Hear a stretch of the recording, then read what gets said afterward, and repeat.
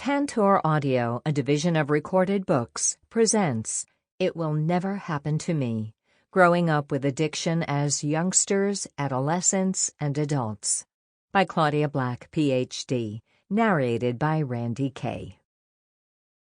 Publisher's Note: This book contains general information about addiction, addiction recovery, trauma, parental substance abuse, mental health, familial trauma, and related matters. The information is not medical advice. This book is not an alternative to medical advice from your doctor or other professional healthcare provider. Our books represent the experiences and opinions of their authors only. Every effort has been made to ensure that events, institutions, and statistics presented in our books as facts are accurate and up to date. To protect their privacy, the names, places, and institutions in this book may have been changed, except for the poetry and the story Best Little Boy in the World. Names used in the book are not the true identities of clients. Any identification is from the commonalities of being from an addictive family system. All quotes, without names, were made by people as young as 6 years of age. Author's Note: It will never happen to me are words repeated for decades by those impacted by addiction in the family during their growing up years. Although it's been 4 decades since the first publication of this book, it continues to be the primer on the impact of addiction in the family. The earlier preface shares what drove me to write this book, some of my initial insights, what led me to identify and discuss the roles common to survivorship, and what the dysfunctional rules were within the addicted family. At that time, naming those roles and rules was a validation to people's experiences and offered a language in which to talk about those experiences. I believe that is still true today. It Will Never Happen to Me describes the life of the family member disrupted by addiction and speaks to the ways children attempt to cope, describing their experiences of how they bring safety into their life. Yet those very coping mechanisms, while offering survivorship within the storm, create problems later in life. Willpower and intent don't override their internalized, self-defeating beliefs. They don't override the unhealthy modeling children are subject to, and don't override the traumatic stress that lingers in their body long after a child has left the family environment. I wrote this book to help people understand all children raised with addiction are impacted, and to challenge the phenomena of their ability to look good, often from an outsider's view appearing to be doing fine. As young adults, they often have a sense of pride in how well they are doing. They have jobs, go to school, have goals, yet something else is occurring internally. They chronically doubt themselves, sometimes hate themselves. They have secrets, display forms of self-harm, make decisions based in fear, and are afraid much of the time. They are depressed but surprisingly function in spite of it. In many cases, they are simply running as fast as they can, running from any insight or awareness, away from the chaos, the drama, or the void of home. They have chaotic, traumatic family stories, but with minimization, denial, and confused loyalty. For most, they don't stop to consider the influence of their growing up years. Ultimately, many repeat a similar story of their childhood. For others, it's a slight variation. They are living a painful legacy that repeats itself as these children live out their traumas. As much as children have been negatively impacted, there are many factors that can create resiliency and ameliorate some of the traumatic impact. Children need to be supported in their strengths and protective factors created to override the risks. The impact of family trauma does not need to be a life sentence. It is possible to live their life differently than to repeat the family's script. I want children, young and adult, to live life with open arms, not closed in fear or shame. I believe It Will Never Happen to Me will help in that process. Preface. I spent my whole life making sure I didn't end up like my dad, and now the only difference between my dad and me is that my dad died from his alcoholism, and I don't have to die from mine. It has been many years since I first heard those words. In that time, I have listened to similar stories repeated by men and women of all ages across the world. Regardless of the drug of choice, the majority of kids raised with addiction in the family have said to themselves, "It will never happen to me." They were going to make sure they did not do what their parents had done. As I sit in family groups, I hear the same story from husbands, wives, and partners. They, too, have been raised in addictive families and have repeated those same words. In their wildest dreams, they didn't imagine it could ever happen to them. But they married an addict, some for a second or third time, even though the words, "It will never happen to me," were thought and spoken with all sincerity. They are all surprised to see the cycle of addiction repeating itself. It does not take long before their children are also echoing those same words. Another generation of young children continue the fight for esteem amidst chaos and fear. My work and personal life are guided by the belief that no one deserves to live with fear and shame. I was raised in a family setting where addiction was a way of life. Aside from my father being alcoholic, we lived in a small town where my parents owned a tavern that was central to our logging community. Chronic drinking among adults was common to most, and exposure to this was the norm. Unbeknownst to my mother, my father's drinking was well established prior to their marriage. He was just 22 years of age. She was 17. Having been raised with alcoholism and compulsive gambling, the earlier stages of my father's addictive behavior were not concerns for my mother. It would be growing up with an established legacy and an entrenched addictive family that I would find my way into what was then referred to as the alcoholism field. I loved my parents dearly as I knew they loved me. Notwithstanding, I experienced a family wreaked with havoc by the emotional, physical, and spiritual ravages of addiction. When I was originally asked to create a family program in a small chemical dependency, addiction treatment unit of a hospital, I didn't know to ask questions. I assumed when I was asked to develop family programming that family meant children. So I began to invite children into the program to talk about their experiences. My clients in the 1970s were of the age that many had adult-age children who were no longer living in the home.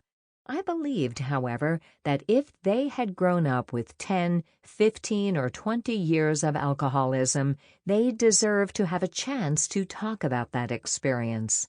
Growing up in my family, I had learned to be hyper-vigilant to the expressed and the unexpressed, so I was a good listener. I expected these adult-age children would talk freely, and I would be of some service by listening. They came, but they didn't seem to know what to say. They struggled with their thoughts and feelings. Most would tell me how well they were doing, how they hoped their parent or parents would get better, but that they didn't really have any needs of their own. And certainly, it would never happen to them. They wouldn't repeat the pattern of their parents. Most were still caught up in the delusion that they had not been seriously impacted by their parents' addiction. It was in this context that I first began to use the phrase adult child.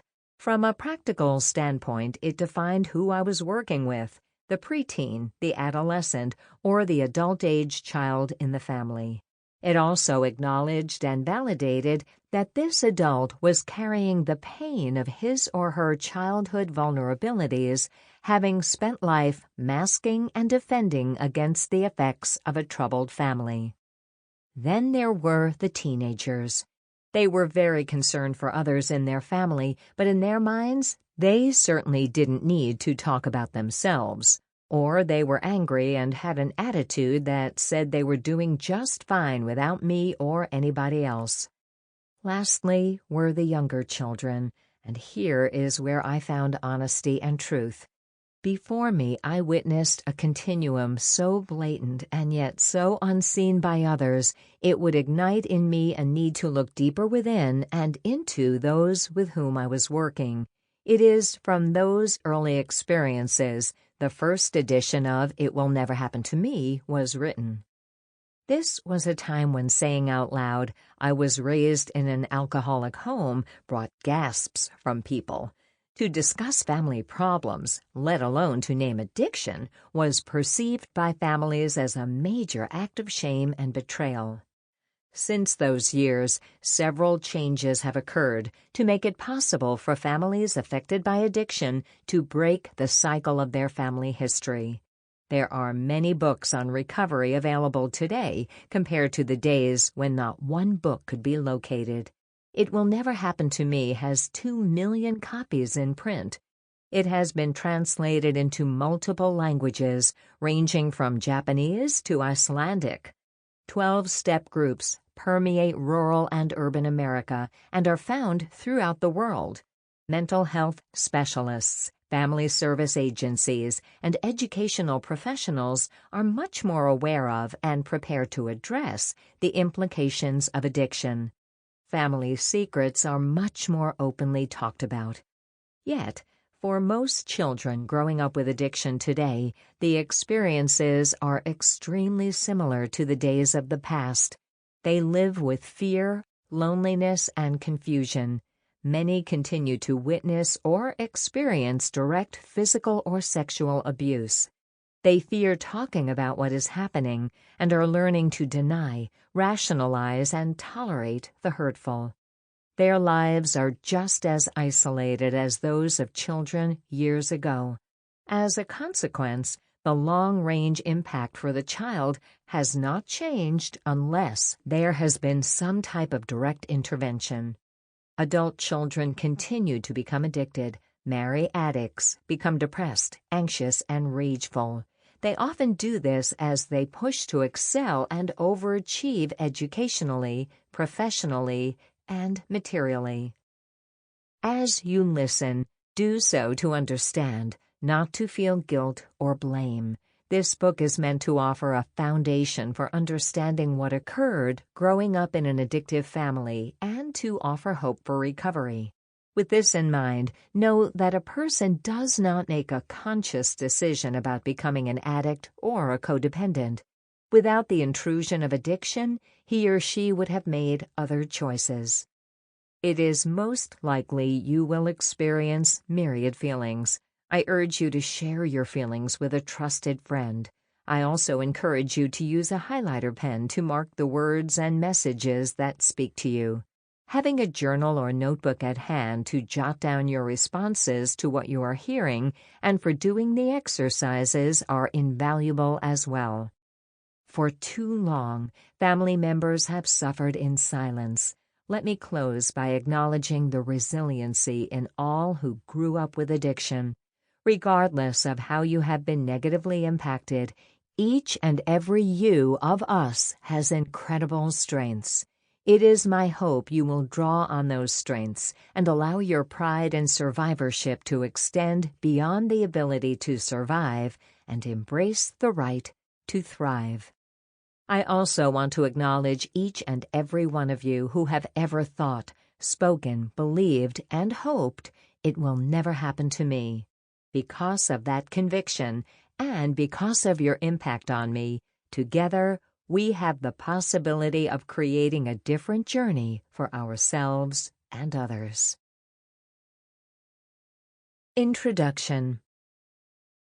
While hundreds of thousands of people are in recovery from substance use disorders, codependency, and adult-child issues, our communities continue to be impacted by addiction.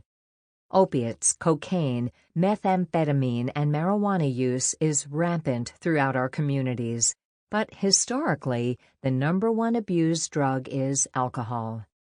In today's phraseology, the word addict encompasses both the alcoholic and the person addicted to other drugs or compulsive behaviors. It is recognized that a large majority of people who struggle with addiction to alcohol are actively addicted to at least one other substance. And even if they do not show signs of another form, substance, and/or behavior of addiction, they need to refrain from the use of other substances because those other substances would lead them to relapse in their primary disorder or seek out another drug to become their new anesthetizer. As a consequence, the words alcoholic and addict will be used interchangeably throughout this book. When these terms are used within this book, they are referring to people who have neither the ability to consistently control their drinking or using, nor the capability to predict their behavior once they start. Their drinking or using causes problems in major areas of their lives, and yet they continue to do so. This is a person who has developed a psychological dependency on a substance coupled with a physiological addiction. It is someone who has experienced a change in tolerance to alcohol or other drugs and needs to drink or use more to reach the desired effect. Their need to drink or use becomes a greater and greater preoccupation. At one time in their lives, they had the ability to choose to drink or use. In time, it became not a matter of choice, but a compulsion. Many people are confused about substance use disorders, SUD, because there is no one specific pattern of behavior.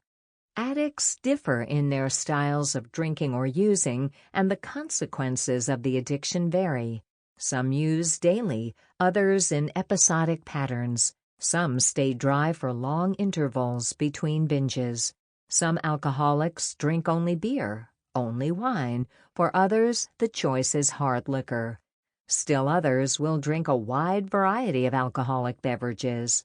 While addiction appears very early in the lives of some people, for others it takes years to develop. Some claim to have started drinking or using addictively from their first use. Many others report they drank or used for years before crossing over the invisible line that separates recreational use from addictive use. Regardless of the predominant drug being abused or the combination of drugs, it is my hope the listener will see similarities in other substance-abusing families. The commonalities will be in living with extremes, living with the unknown, and with fears. It is living in a system where the addiction has become central to the family and the needs of the individual family members become secondary to the needs of the addict and his or her addiction. Commonalities. Since the original writing of It Will Never Happen to Me, we have become more adept at recognizing multi-drug abuse and recognizing what is referred to as process addictions, and that both substance and process addictions may coexist and are often ritualized. Such addictions could be gambling, gaming, spending, eating disorders, sex, and love and relationships. The commonalities across addictive disorders are 1. A pattern of out-of-control behavior, meaning that those with addictive disorders are not able to predict their use once they engage in the substance or behavior, nor willingly stop their use. 2. Negative consequences due to the behavior. 3. Inability to stop despite the consequences. 4. An escalation in indulgence due to change in tolerance, that is, the need to use or engage more to get the desired effect. 5. Preoccupation, the anticipation of, involvement in, or reflection about their addictive behavior is the focus of their thoughts and feelings. 6. Denial, minimization, rationalization, denial of their behavior as a problem occurs to the point of delusional thinking. Whether or not the addiction is a substance or process, the behavior of the non-addicted parent follows similar patterns as well. Spouses and partners of the addict are commonly thought of as codependents. The prefix co was originally used to describe a marriage or committed partner in a coupleship who had become increasingly preoccupied with the behavior of the addict and functioned in the role of a primary enabler. Today, the term codependent has expanded to include the dynamics of giving up a sense of self or experiencing a diminished sense of self. We also recognize that many of the codependent traits are reactions to traumatic stress and are frequently trauma responses. The partner experience often involves 1. Loss of sense of self. 2. Being obsessed with another person who facilitates not dealing with own life. 3. Reacting to someone else's behavior instead of acting from personal motives. 4. Being all-consumed with another and putting own priorities on hold. 5. Taking responsibility for other people, tasks, and situations. 6. Engaging in a denial system. The combination of addiction and codependency often results in neither parent being responsive and available in a healthy manner on a consistent, predictable basis.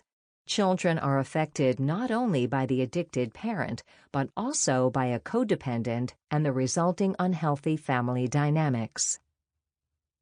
Known facts about children of addiction. The National Association of Children of Addiction has reported 76 million Americans, about 43% of the United States adult population, have been exposed to alcoholism in the family. There are an estimated 26.8 million people who have or are currently living in a home impacted by substance use disorders. Preliminary research suggests that over 11 million of these children are under the age of 18. Compared to children living in families not affected by substance use disorders, they are twice as likely to have an alcohol and/or other drug use disorder themselves by young adulthood compared to their peers. They are more likely to marry someone who has a substance use disorder. They are more likely to enter foster care and remain longer in foster care than do other children. They exhibit signs of depression and anxiety more so than other children. The rate of total primary health care costs for children of alcoholics is 32% greater than children from non-alcoholic families. Admission rates to hospitals are 24% greater. Hospital stays on average 20% longer. In general, they do less well on academic measures. They also have a higher rate of school absenteeism and are more likely to leave school prematurely. Substance abuse causes or exacerbates 7 out of 10 cases of child abuse or neglect. Children whose parents abuse alcohol and/or other drugs are almost 3 times more likely to be abused and more than 4 times likelier to be neglected. As alarming as that is, the greatest majority of people raised in a family impacted by addiction, in fact, do not experience blatant abuse and don't show blatant mental health issues or become addicted. Yet all have been subjected to traumatic stress throughout the most developmentally vulnerable time in their life. As a consequence, they struggle with self-esteem issues, they have difficulty coping with stress, and their distorted issues around boundaries create havoc in their parenting, friendships, and intimacy skills. Whether the impact is subtle or blatant, there are few adult children who wouldn't benefit from looking at the effect addiction had on their growing-up years. It gives them the opportunity to thrive in all areas of their life, to let go of defenses they learned long ago that, unbeknownst to them, sabotage aspects of their relationships. Regardless of how resilient a child may be and their ability to look good to the world, what lies beneath the outer behavior is a delayed emotional and psychological stress response.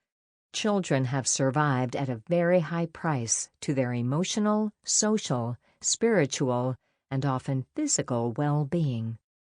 Whether or not you were raised in an addictive family system, It Will Never Happen to Me may offer a framework for people raised in other types of troubled families to better understand their family of origin dynamics. People raised with physical and/or sexual abuse, without addiction, with mental illness, ranging from schizophrenia, anxiety, to depression, to raging parents, frequently identify with adult-child issues. People raised with parents affected by chronic health issues or physical challenges, highly rigid and controlling parenting, narcissistic parenting, or those in an enmeshed relationship between parent and child will experience similar dynamics.